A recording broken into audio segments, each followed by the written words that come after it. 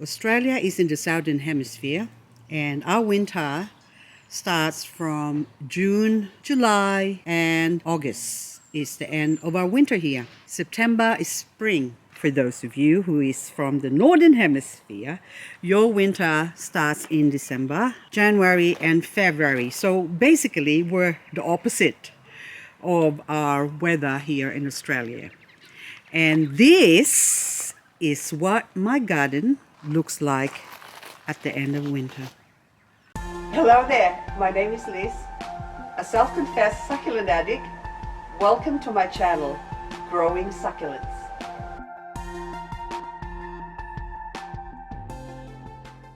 A couple of days ago, we had -6 here in Canberra, Australia, the southern hemisphere, where the season is reversed to the northern hemisphere.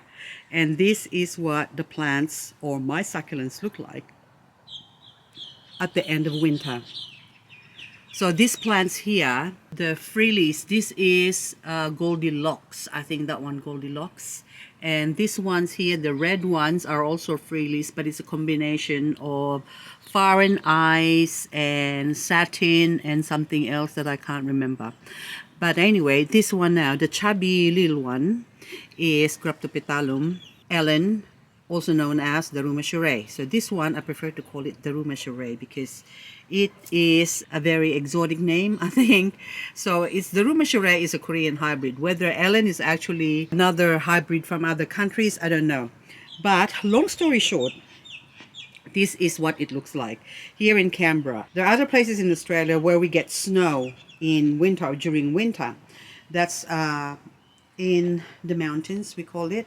So we can go skiing in winter here in Australia. So we only get frost and occasional snow here and there, but it's not regular to have snow here in Canberra. Now I'm going to pull back here and you can see that this garden I haven't worked on because it's cold, and also a lot of these succulents I can't really touch them until the threat of frost sort of ends. And next week we still have one day again that's forecast frost, and this is what happens when the plant is hit by the frost. So this is a Fred Ives that got hit by the frost, and you can see that the leaves are all soft and even here sort of rotting, but I just leave it and let it dry up. That way it can also protect itself and also any plants that's underneath it. So this one here is all dried up. Maybe that's all, I don't know, broken up. So here, there you go. So that's all mushy and soft. Maybe it's dry, needs some water. But here, this is Echeveria Red Edge or lipstick. Agavoid lipstick. This one is Sedum padipit or Cactus Sedum padipit. Now on the center there, you can see that my Mexican giant needs some space or room to breathe. Look, I have to put my hand there so that way you can see how big it is. And if I remove all of the plants around it at this time, then that might suffer from frostbite still. I have a Mexican giant here that's growing on its own. Not really on its own because it's already produced some babies here now, so there's some offsets. And this one is sort of semi-protected by the structures. So if I go back here, you can see that this little plant here, I don't know, this is a bulb and it has beautiful flowers, but I can't remember the name, or I probably don't have a name for it. But anyhow, that Mexican giant hiding there is being somewhat protected by this plant here, this bulb, and also these little bushes here, and also structures around it. And since that pot is higher than the Mexican giant pot, it is also protected. But in saying that, the plant that's inside this pot here is called Echeveria Domingo. Echeveria Domingo is a very hardy plant, and you can see that it has survived the frost, the center or the middle part of the plant, but the outside has suffered some root rotting from too much water because we had a lot of rain here. On the other hand, those Sempervivum or mother and chicks or hens and chicks, that's a calcaneum. That is a very hardy plant as well. It can survive what I call Armageddon because they are very, very tough plants. They just basically grow like a weed. So even here you can see those new growth coming out of there. So this garden here, maybe I should really start from, I still got those garden area there or spot there to do for springtime, and lots of projects I have in mind. And I just noticed my Lilacina here. Oh, it's growing a baby. Look at that. I got a baby Lilacina on the side. So now this one's here, all different plants. Well, I actually have. This is gladioli. I'm gonna get rid of them, so I have to dig out all the, because they're growing again. Look, that's all growing again. And I've got my stakes ready to do something, but I left it last winter, at the beginning of winter, because we have to go away somewhere. But this is all sort of semi-ready, semi-ready because I've already cleared it out. But then I still have to pull all the weeds. In here you can see the edge of this pathway here. I have to fill that up and build up a lot of these areas before I could plant some succulents in there. Now let's just go take a walk.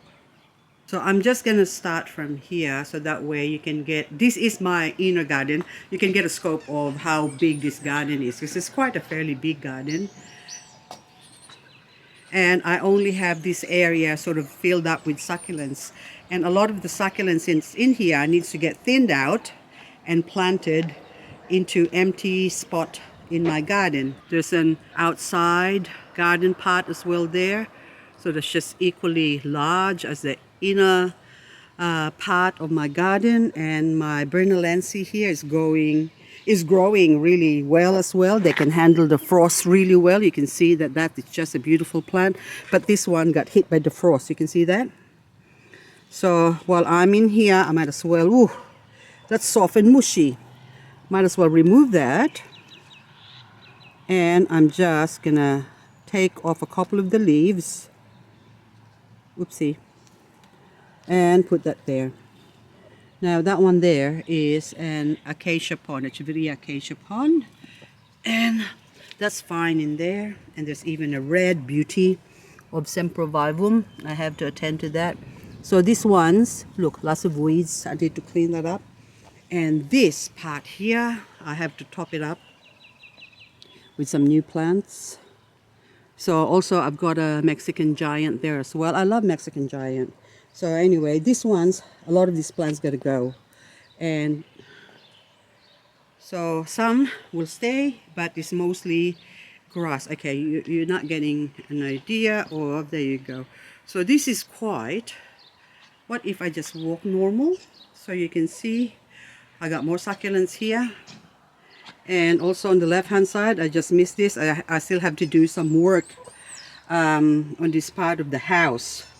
When we build this house, I done the rendering, and with the rush to move in, I forgot to render this part. But hubby said, oh, we're just gonna put some aluminium, which are all sitting here. So this still has to go into house building because we're not finished building our house, and that was 12 years ago when 11 years ago when we moved in. 10 years, 11, yeah, 11 years ago. And then anyway, this one is more succulents here. This is, I forgot your name, Cool View. You're a Cool View. This is a PBR plant, or has got a plant breeder's rights. You're not allowed to. Unauthorized propagation and selling of this plant is prohibited, something like that. So anyway, very frost hardy plant as well. But then this one I don't propagate, I just leave them there and they grow. So now I have to separate it, and if I put that in another pot, is that actually called propagation? So anyway, so this one, my mountain peppers, look at that. Ooh, it's about to flower. Look at that. So anyway, I got lots of things to do. And someone gave me some cacti, and I didn't know where to put it, so I just left them here. Half of them are alive, you can see that's all rotting, and half are dead, but I can just chop that off. Hang on, don't get pricked. Anyway, I have to leave them there. Whatever I can save, I will save, but if not, it doesn't really matter. So this is my cactus garden. I have some, you can see there's a lot of areas that I have to do here. And we're gonna have fun this year, or I'm gonna have fun, because I'm gonna share this with you, but I'm actually the only one doing this. So you're more than welcome to come and help me. But anyway, all those grass I have to leave in the path, because my excuse before is I got a budgie, I need some grass, something natural growing. But no, I have to clean up this area, and I can only do bits and pieces. Oh, my agave quadricolor, look. So the frost, look at that. So, but the baby, there's a baby here. And I'm sure there's another baby somewhere. I saw some before, but I don't know if it died as well. Oh, this is actually the other baby that died. So, oops. They're not as frost hardy. Oh, there's another baby here, which also got affected by the frost. So this is what I'm a barrel cactus, my only barrel cactus. I paid $79 for that plant. I'm glad no one stole that one. So this is a lot of work, but that Douglas hut is looking so gorgeous. Look. Beautiful pink. Oh my goodness. So anyway, my agave, I think it's called Eupoldi or something like that, that one there. And oh, Glauca, Segunda, Glauca, just another name. Pumila, another name for it, and it's clustering up. So that's another very frost hardy plant in the garden. But I find that they need a lot of healthy soil, because the leaves are quite thin. In a pot, if I grow them, if I grow them, I'm sure yours would look better than mine, because the ones I grow in a pot seems to stress out more than the ones that is planted in the garden. And also I just saw this violet queen here. Look, that one, that pot there used to be a solar light that pack it in, so instead of throwing it out, I use it as a pot for the violet queen. And look how pretty that violet queen is. Anyway, oh, Apis, hello. You are coloring up. It's actually, oh, that Francesco Baldi, oh my goodness, it's so gorgeous. Underrated plant. If you can't grow succulents, or if you keep killing your succulents, get a Francesco Baldi, and also a Sedum, kimnachii like this one. Look how pretty that is. They just grow like weed.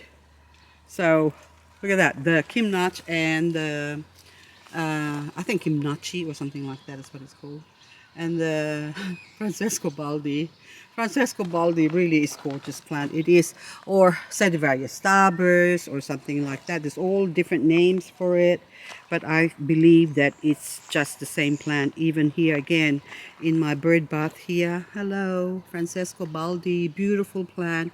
And down here, look, my salvia needs to be chop, maintenance.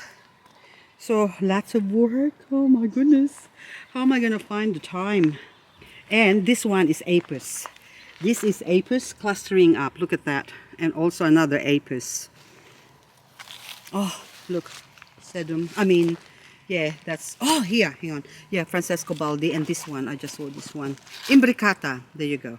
Imbricata. Those ones, I just plonk them there. When I say plonk, I pull them out from one section and I just threw them in here. Look, can you see the stem? That's just sitting there, and ooh, look,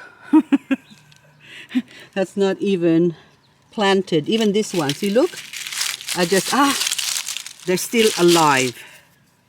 And the ones that are planted in the garden that's got contact with the soil are dead because they rotted from too much rain. This is Sempervivum. What are you? You have a label somewhere, but I lost you. This is Pacific Purple Shadow or something like that. Or are you Inferno? I can't remember now. But anyway, beautiful. This one, the Sempervivum, is loved by mealybug. You can see there's heaps of mealybug there. But in the garden, they just seem to weather it. They can survive because now you think that just came from one plant. And of course, I propagated the plant like they had babies like that, and I planted it here. So probably, well, 1, 2, 3, or 4 or 5, something like that. I planted in there. But look how many babies it's got now. Sedum rubrotinctum, jelly bean. Anyway, you can see that I have a lot of work to do. And that's Sedum, another Sedum. Very, very nice plant. Even here you're coloring up. That's been coloring up because of the cold. And hang on, this is my pomegranate tree. I have to trim and chop. And more in there. A lot of cleaning up. So anyway, guys, this video is going to be long again. I know some of you like long videos. But it just means when I edit it, it's going to take... Oh! What happened to this? A pot fell down. Did you get... I don't know what happened to this. So someone pushed this to try and get to somewhere. This is annoying. Look at that. Yep. I don't know if... What were they doing? I don't like these people who come in here and steal plants, or I don't even know why you would do that. Like, a bird doesn't do that. Doesn't push the pot down. Anyway, I am so annoyed now. Well, I don't really get annoyed, but anyway, it's just, yep, look. Do birds actually take acorn? Oh my Lord, never mind. Okay, so that's why I need to grow or propagate more succulents. So, oh my goodness, look how beautiful those Francesco Baldi. Oh, yes, hello elegance. These are Echeveria elegance. Look how pretty they look. Now, oh, see that one growing in. Look at the difference. Hang on. This one's exposed. Look how nice and round and full and colorful. And this one is sort of semi-protected. And that one is fully protected. And it's all like green. Look at that. So that's the difference when the different location where you plant your garden. And then my dragon's blood. Look, they went to sleep. Sedum goes to sleep in winter, but then they come back when the weather warms up. And then that is one of my imbricata that's sort of dead. And that's planted and then they rot. That's what I find. And there's more imbricata here. Look at them, all imbricatas. And they're all, so that's a big imbricata there. Look, got hit by the frost all around. That's all frostbite, but the center is good. So, and there's more here, but they're all good. And then that one is blue metal. So, lots of cleaning. My Aloe, plicatilis is alive. I should probably chop that off. Springtime. And again, the kimnachii, Sedum, look at that. That's the only one providing color here. So there you go, guys. Thank you for putting up with my chit chat. And also, see those pink, heart's pink, or what do you call you? Echeveria, heart's pink. Gorgeous, gorgeous plant. And, ooh, that one there is actually the cool view. Are you a cool view or probably I can't remember now. I think I removed my cool view here. That would have to be an agavoides or something, that one there. Again, the damage is done to the imbricatas. Imbricatas and the cactus is sort of leaning over. There you go. Someone's gonna be busy when springtime comes. And also that agave needs to be harvested and pulled apart, and my Graptophytum supreme, look at you, beautiful. Orion. Oh, PVN, look at you, gorgeous. You have clustered up. You're ready to be bonsaified. Okay guys, if you like this video, well, click like. If you haven't subscribed yet, please subscribe. Really appreciate it as well if you could give it a thumbs up. Well, the subscription, you subscribe, that way you can get notified when there's new video upload, so you don't miss out on my chitter chatter. Oh, Paraguayense ghost plant. There you go. My chitter chatter scatterbrain easily get distracted. Oh, polygala, or whatever you are. Oh, a hebe is flowering. That is, oh, I've got echo in my mailbox. This is not a mailbox, by the way. It's called the pirate mail. Yarr. Bye for now. I'll see you tomorrow or the next video. Oh, Andromiscus, you're still alive. Good to know. So you can see this is a big area to do. Lots and lots and lots of work.